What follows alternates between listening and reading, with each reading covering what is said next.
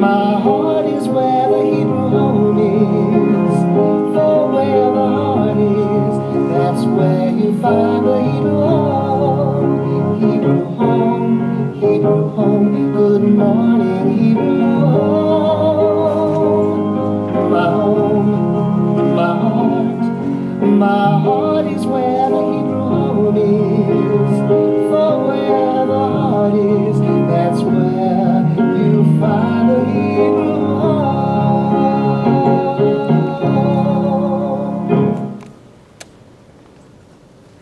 Good morning, Hebrew Home. Welcome to Thursday's edition of Good Morning Hebrew Home. I'm your guest host for today, Liisa Murray. So, if you've been watching the show this week, you know that we've been celebrating our mothers in anticipation of Mother's Day on this Sunday. So watching yesterday's show, I was inspired by Wendy talking about her mother, and I thought I would share a little bit about the mother figures in my life. So not every woman may give birth to a child, but every woman has played that mother figure role in someone's life.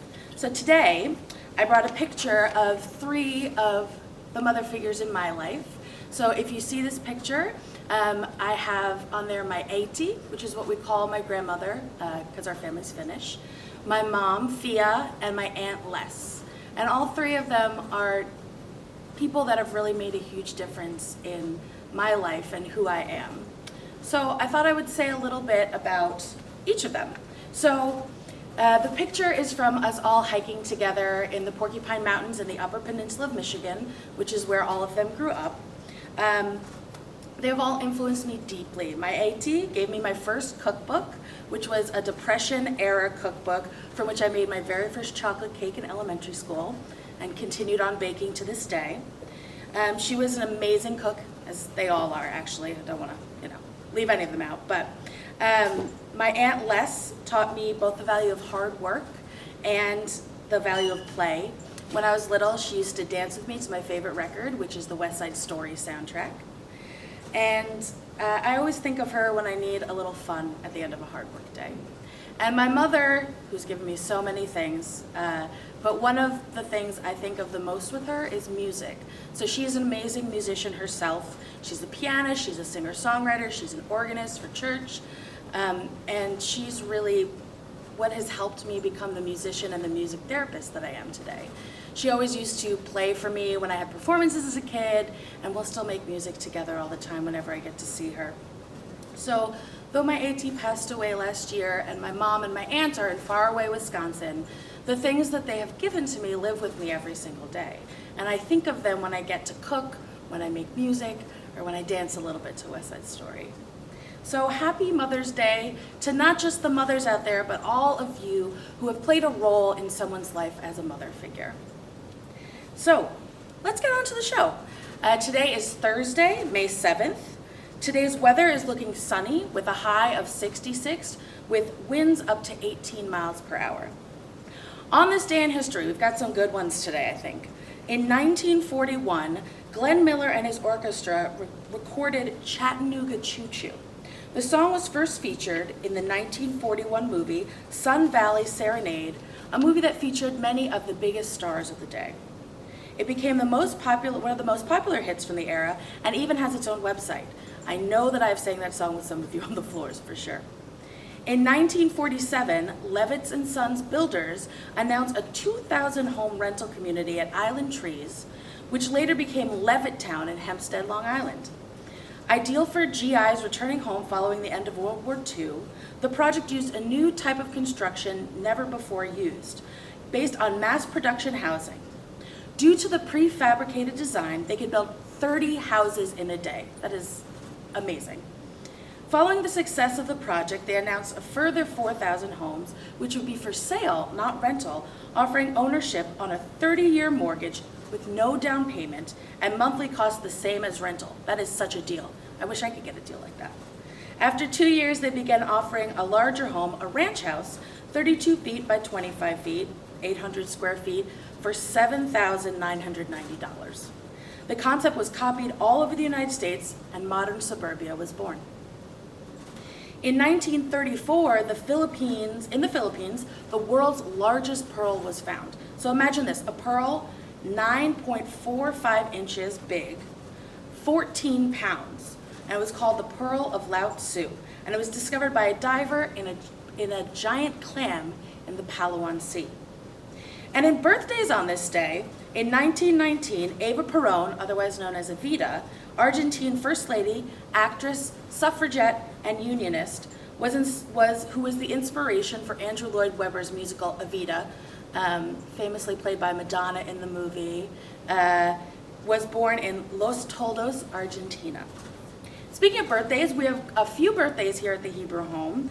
So happy birthday to residents Stephanie D., Judy R., Lorraine E., and Phyllis W. Happy birthday. Today's lunch is herb chicken with sweet potato and broccoli spears and pears for dessert. Tonight's dinner is Italian vegetable soup, vegetable cheese lasagna with garlic bread, and vanilla ice cream for dessert. That one sounds like something I would love. So just a reminder, please send us your viewer mail. Send us your comments, questions, and we will share them on the show.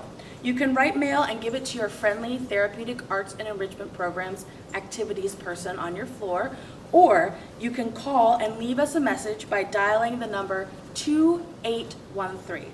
You can just pick up your phone, dial 2813, and let me know if you've had an experience being a mother figure, if you have, like from last week, any baking tips. I know you do. Or anything else you'd love for us to talk about on the show. So, I am very excited for today's guest. She is another member of our amazing Therapeutic Arts and Enrichment Program team. She's an art therapist. Please welcome her, Mikayla Voller. Yay!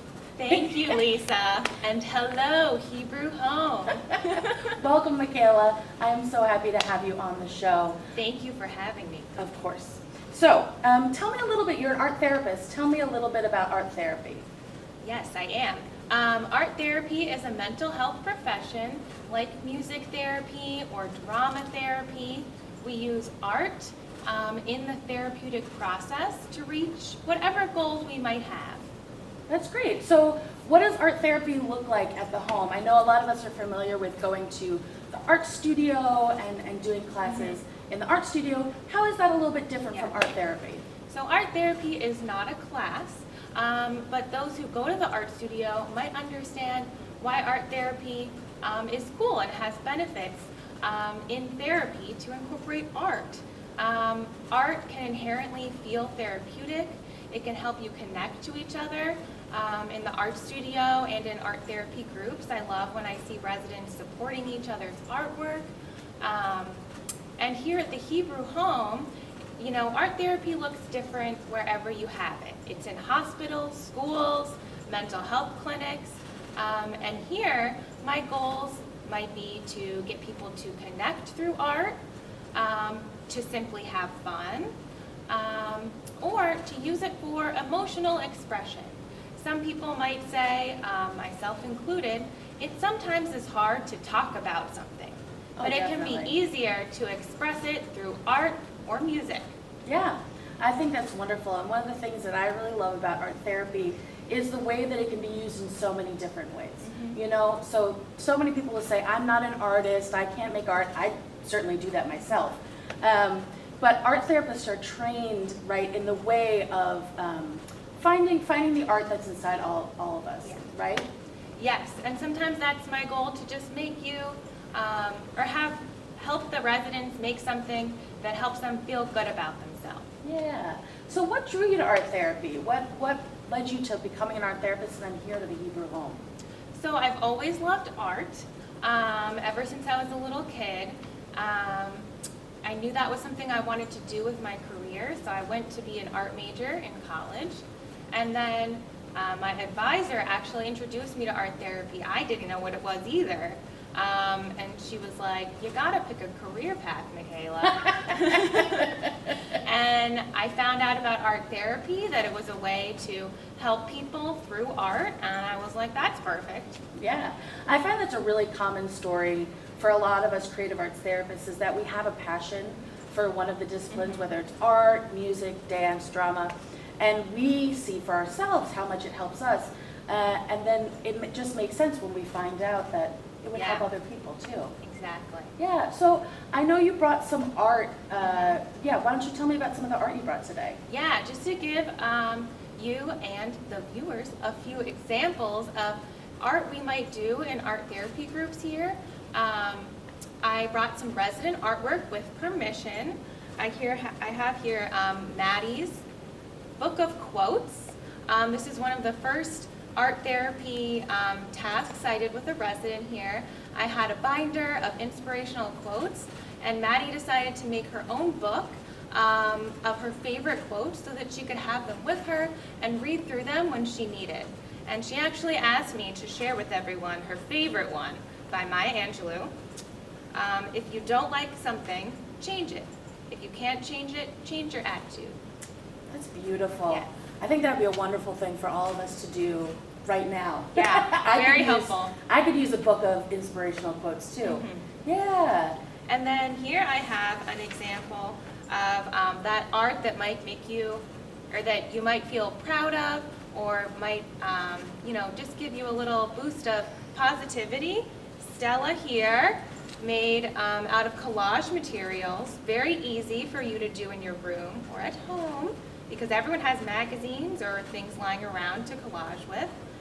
She made buttons for her wheelchair so that when people see her, I always know it's Stella from the back. I see her buttons. Yes. And some of the things she put on them are joy and vitality, words she connected to and that made her feel good. That's beautiful. Stella's very proud of those buttons. I love seeing those like on the back of her wheelchair. That's wonderful. Yeah, thank you so much. So one of the things I want to ask you about is how can residents get involved in art now? So, a lot of things are different these days. We're finding different ways to connect with each other and different ways to engage in the things that help us in all those ways that you talked about. So what would you recommend to residents or family members, people watching at home, to get involved in art right now? So I would say the number one thing I would recommend is to go easy on yourself about your artistic abilities. Just try and make art, go into the art making that you want to just have fun and express yourself. So I have some examples of things you can do in your room, and you can ask, if you're a resident here, your activities person, and they can give you a nice clean bag of materials just for you to use to make some of these things. So you could make yourself an art journal or gratitude book, and include in there every morning things you're grateful for. You could make a bookmark if you're a reader, like this one I made my friend. You could make a card for a loved one. I have an example of one I'm going to give to my intern. Don't tell her. And like I said before, you could do collage. And if you want to go the extra mile with collage, you can, pick some pictures, mix them together, and then create a story about it. I love that. Oh, those are great ideas. I love the bookmark too. I need to make myself some bookmarks. I bet a lot of our viewers are doing a lot of reading at this time, so making a bookmark is a great idea. So we're about to wrap up, but I would love to, as we're talking about mothers here, I would love to talk to you. Are there any, mother figures in your life that have really influenced who you are and becoming the wonderful art therapist you are today? Yes, I have my mom and my grandma as two major mother figures in my life. They've always supported me in art. When I was little, my mom always said I should illustrate children's books when I grow up. I took a different route into art therapy, but she's just as proud. I have some pictures to show you of both of them.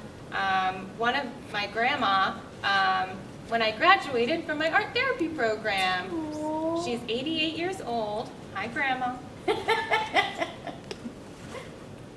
And then this is my mom. She's actually a nurse, and she inspired me to join the healthcare professions. Right now, she's working on the front lines as a nurse at a nursing home, actually. Oh, wow. I didn't know that. That's amazing. Well, thank you so much for sharing that. Thank you to your mom and your grandma for both the work they've done and for helping to make you the wonderful art therapist that we get to know here today. Thank you, Lisa. Thank you for being on the show, Mikayla. Thanks. All right, so let's finish up with a positive news story for today. This one was actually given to us by a previous guest of the show. You may have seen a few weeks back, drama therapist Kate Del Pizzo. So students launch a hotline with jokes, stories, and support for isolated seniors. CNN reports that high school students in Calgary, Canada, have started a hotline to help bring smiles to lonely seniors' faces. By dialing 1-877-JOY-4-ALL or 1-877-569-4255, callers can hear pre-recorded, continuously updated jokes, poems, and messages of positivity, especially created with the elderly and isolated in mind. It's toll-free for U.S. callers as well. These are jokes, poems, and messages of positivity, Katie Mahone, the project coordinator, told CNN. People needing company can dial the number and then select the kind of message they want. The hotline is already receiving plenty of calls. We launched less than a week ago and have received more than 1,800 phone calls, and it keeps climbing, Mahone said. We have had more than 400 phone calls before lunch today. Ali Ahmed, 16, was one of the first students to participate, in hopes of lightening the mood for those in isolation. Through this project, we'll be able to show our appreciation to people who are self-isolating, Ahmed shared in the launch announcement, and give them something they can always look forward to in their day. Isn't that wonderful? I hope that we are doing a little of the same here and give you a little something to look forward to in the morning. So, tune in later today for Wellness with Deborah at 1:30 and On a Musical Note with Peter at 2:30. If you missed any portion of today's show or would just like to watch it again, we'll be showing it again on Channel 8 at 6:30, and you can always catch any of our old episodes on youtube.com. So after we finish today, we'll be showing you a few more Mother's Day videos, messages of love and support from your family members. See you tomorrow, same time, Happy Mother's Day. same place, same channel. Here we Happy go. Mother's Day. This video is for the residents of the Hebrew home, and especially my mother, Frances Miller, in GP, Maine, wishing all and my mother a very happy Mother's Day and a healthy Mother's Day, and everyone should be back to doing their fun activities shortly. God bless everyone. Love you, Mom. Happy Mother's Day, Grandma Gloria. We love you. Happy Mother's Day, Grandma Gloria. My boy. My We brother. love you so much. We miss you. Have a great Mother's Day. Have a Love you wonderful so much. Mother's Day. God bless, Mom. We're here with you.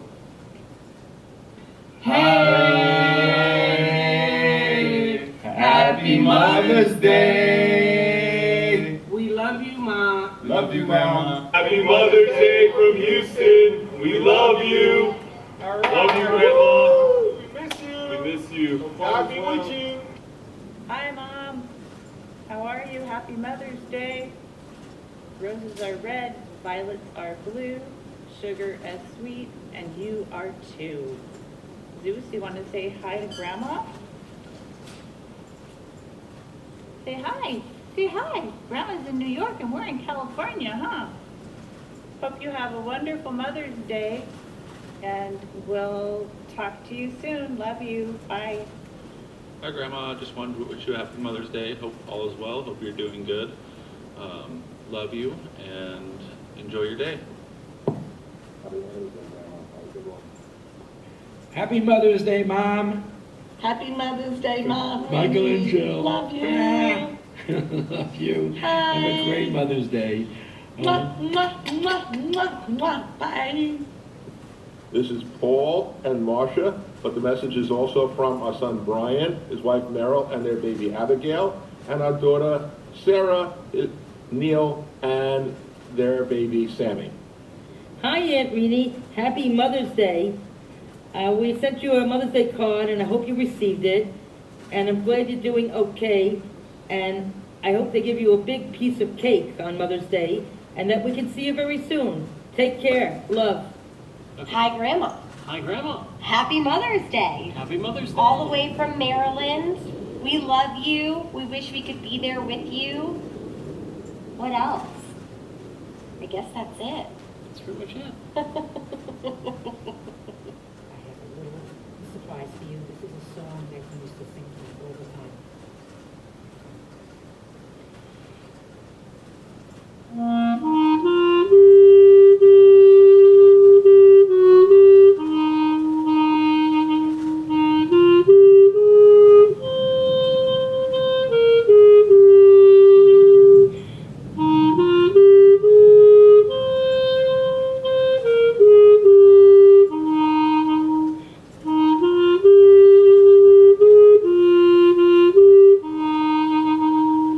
And just one more thing. Molly just wants to wish you a happy Mother's Day and a happy birthday. Say hi, Molly. And Gary also wishes you a happy birthday and a happy Mother's Day. He's not here right now, so he couldn't be on the video. Love you, Mom. Hi, Grandma. Happy Mother's Day. I love you so much. Also.